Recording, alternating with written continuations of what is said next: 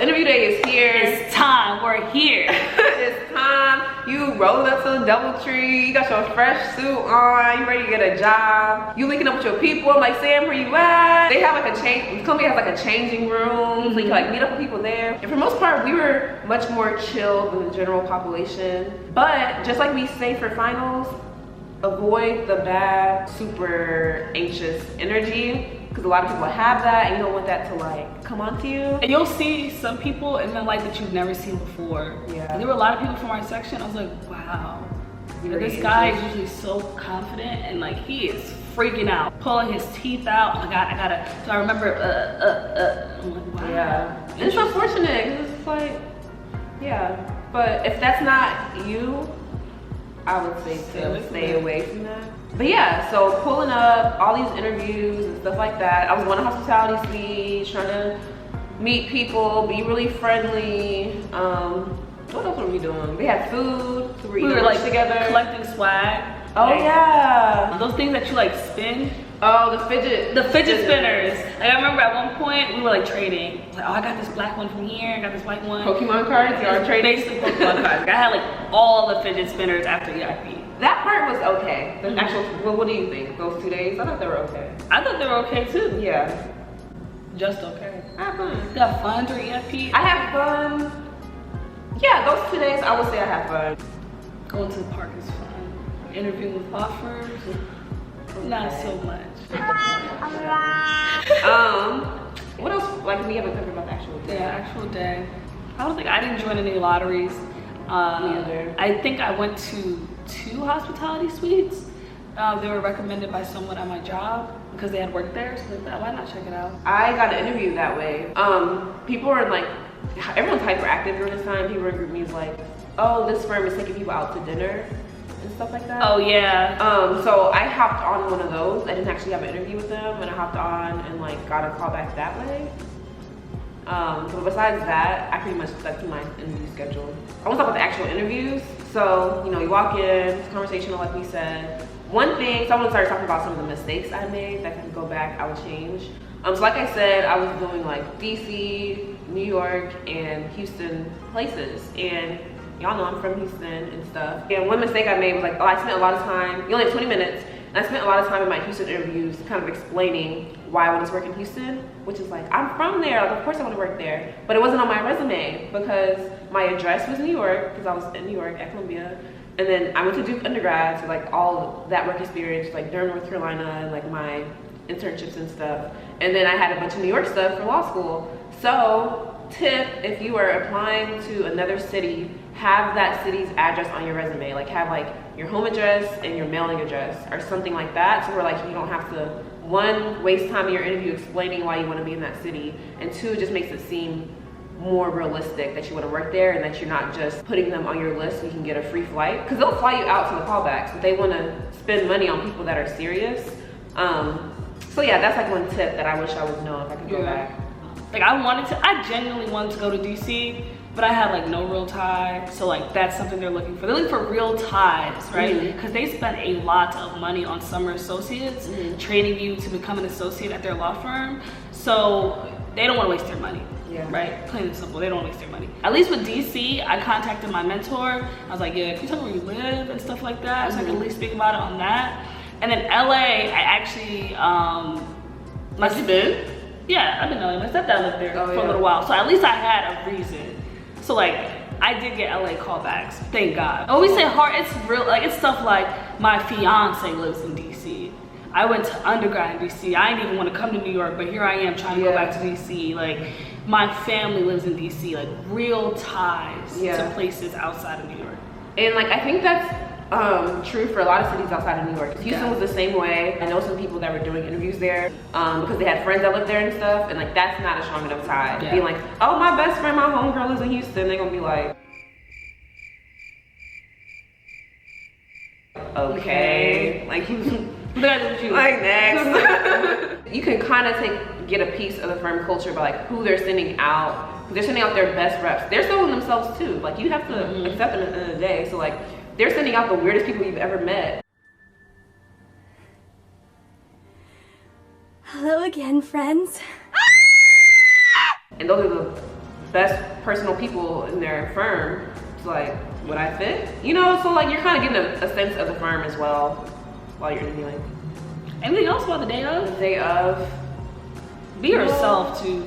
Don't all of a sudden pull out someone who you don't know and they don't know. Like, be yourself, your authentic self, because you'll be surprised how far that takes you.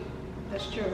Next stop on the list, we've done pre-interviewing, preparing for EIP, EIP day. Now we have callbacks. So they send one rep, maybe two. They send two for some of them to interview you at EIP. So now the callback stage is when that firm has decided that they're interested in you. So now they want you to come to their law firm and interview there. I got less callbacks than I thought. I thought I bodied every interview, but I said maybe if my list was like 13, I got like 8 or 9, and 2 of them came really late. So like I had almost decided where I wanted to go, and I was interviewing pretty late.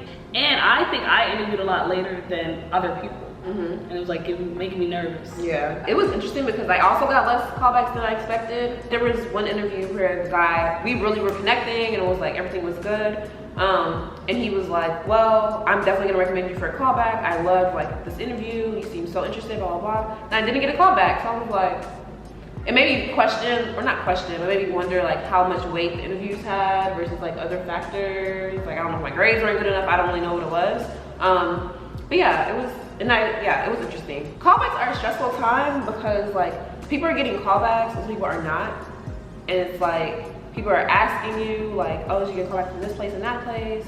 And it's like, if you did or didn't, it's like a lose-lose situation unless y'all both got the callback. Yeah, because if you did and they didn't, it's like damn. And then if they did and you didn't, it's like, I'm happy for you, but I'm also disappointed. And that was like a thing, like, have people heard back from this firm yet? And like, people getting callbacks from places I hadn't heard back from them yet. So, oh, I guess I didn't get one. And like, vice versa. So I just wanted to add that in, that it's kind of like that's why I said it's a social experiment, because there's kind of like a lot going on. Like, I guess structurally, what the callbacks look like. So like, you interview with about 4 or 5 lawyers throughout the course of the day. They range from experience, like there's some juniors, some mid-levels, some senior, some firms like in between your interviews or after your interviews, like some of the associates will take you to lunch. And that's like another chance to like hear about the firm, also to sell yourself, let them go back, yeah, this person was great, X, Y, and Z. And anywhere along that chain, if you mess up, that's probably it for you. Yeah, and lunch is not a time to relax. Like, on my lunch is just break, you're still being interviewed. Even if they try to say like, oh, let's just take off lunch real quick. No, those associates are evaluating you still. So don't like drop your, you know, professionalism. Like guard. Yeah, you drop your guard just because you're at lunch. Like, it's still on it time. It's not time to kiki. Yeah. Like, well, yeah. It depends. It depends on like the vibe, but like kiki professionally. Professional kikiing. Yeah, exactly. And something that's cool about callbacks, for some firms, they would ask me like, do you have specific lawyers that you want to interview with, like types of lawyers you want to see and interview with? So I'll be like, I want to interview with a black woman, or I also add like a woman partner, or a corporate woman partner, or a corporate associate, things like that, and they would like incorporate those people into my schedule. So know what you want to see too. Yeah, it's helpful. You get to tour the firm, see if you can see yourself there. Some of them have gyms inside. You'd be like, okay, so what the offices look like. So now you're actually in their space. Before, last time they came to you at the DoubleTree, and now you're like going to them. So it's very, very different. You can literally see where you'll be working. Yeah. Like, that's how my firm won me over from a callback. My interviews were great with them. I could tell from the screener, even in 20 minutes, I was like, oh yeah, me and him, we on the same page. We on the same page. And it's also interesting because firms have cultures. Like, they're known for a certain environment. However, you can go on an interview and be like, wow, like, I'm confused. Like, this is completely different than I thought it would be. So like, you have people with certain personalities that end up at firms you never predicted they would, and they fit in fine.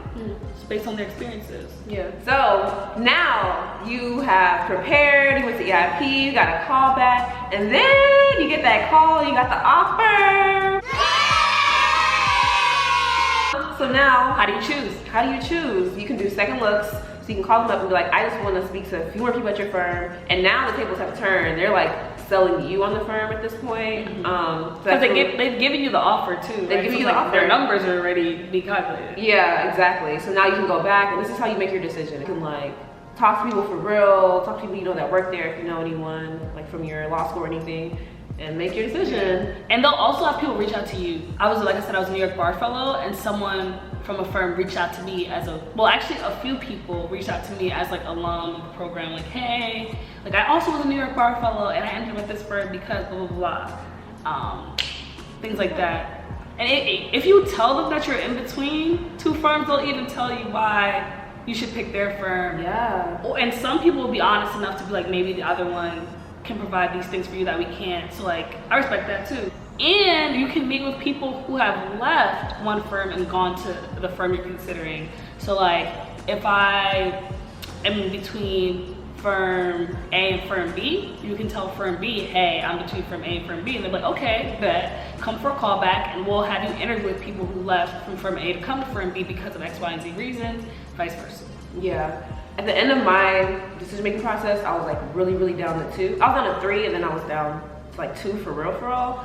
And I interviewed with people at both places, not interviewed, but talked to people like either on the phone or whatever at both places that either like got offers from both and then explained why they chose the one they did, or like one guy summered at the one I was considering, but then didn't actually go there for full time and ended up at the other firm. And he explained like what his summer experience was like and why he chose like go to the other firm after. So, like all that is really helpful to hear people's decision-making process because sometimes they have the same kind of considerations that you had.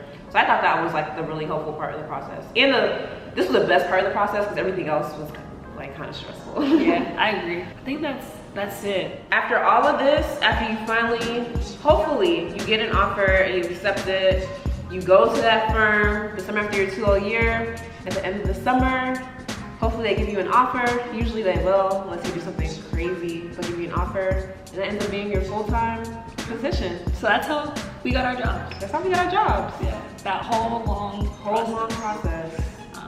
Basically like, what, a year and a half interview. Because they claim summer associates. So like, it's a little interview. I could see that. So I hope this video was helpful. Yeah. Lots of information, but I thought we were gonna get a lot of comments asking us clarifying questions. Really? Maybe, because it's not intuitive at all. And we were still learning, as we mentioned, we were learning as we were going about different things, different tips. You know, ask us if you have any questions and we'll do our best to get back to you. All right. And as always, like, comment, subscribe, and share. And watch out for more videos. Peace. Man, this gonna be my last year being broke. No lie, no joke. I know, I said that shit a million times before. It feels so good to be so young and have this fun and be successful. I'm so successful. I just wanna be successful.